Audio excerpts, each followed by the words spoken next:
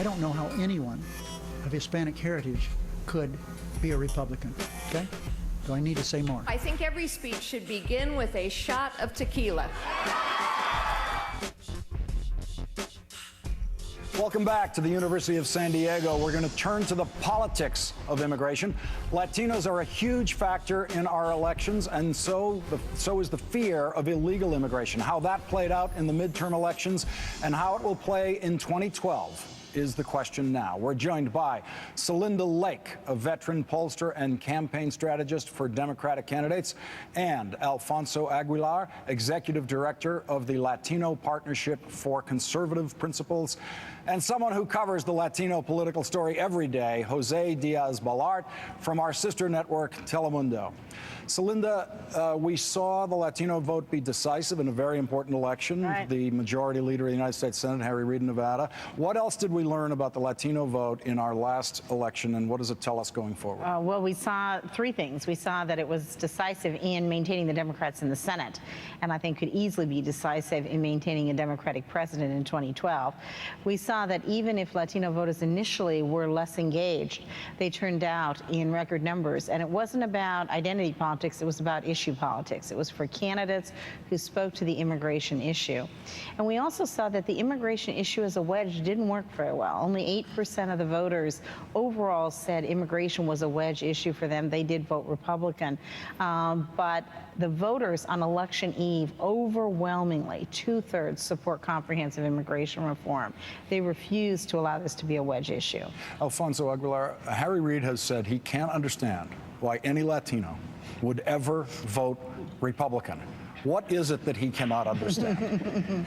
Well, I think as a Latino, I find it that comment very insulting, very condescending. I think Latinos are very independent.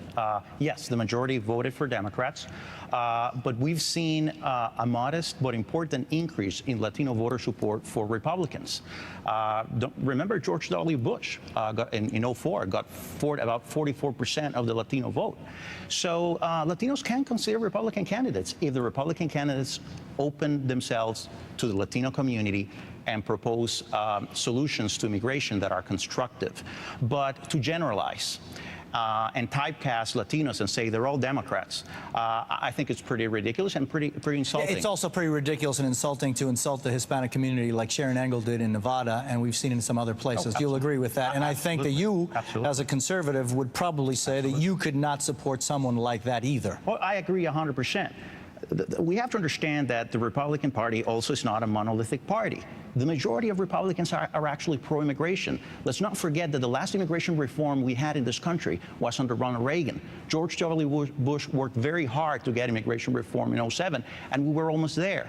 But I think that Republicans, the majority of Republicans, sadly, are remaining silent.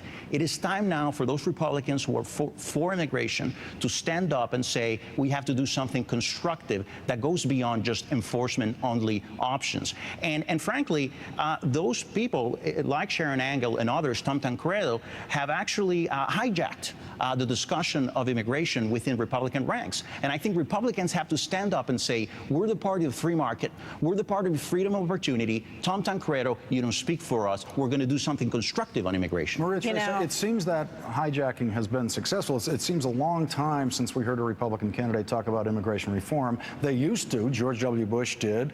John McCain did. But John McCain has completely reversed himself. Things have changed in the Republican Party on this subject. Significantly. I mean, even Marco Rubio had to soften his stance on immigration in order to be elected statewide in Florida. But a quick question for you. So what you're saying, and I think what the audience can agree, is that the Republicans right now are talking on two sides of their mouth.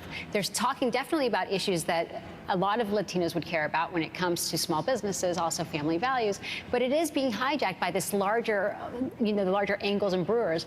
How would you advise the next presidential candidates, will it be Sarah Palin or Huckabee, how would you advise them to tackle this issue? Well, I think you'll be very surprised with some of the potential presidential candidates, including Sarah Palin, on this issue. We still don't know what she thinks on broader immigration reform. I'd say that you have to propose something constructive that is more than just enforcement only, that we have to go back to our free market principles and recognize that we are the party of the free market. The problem, as you very well outlined at the beginning of the show, is that this economy has an incredible demand for foreign workers. So we need a mechanism to bring those workers in. Why don't we have a guest worker program that George Bush supported? But that's where many Democrats who are controlled by the unions oppose a guest worker program. All right, we're going to hold it there. When we come back, we have questions from the audience ready to go. We're going to be looking forward to what's going to happen in 2012. Will Latinos be the determining factor in the presidential election? We'll be back.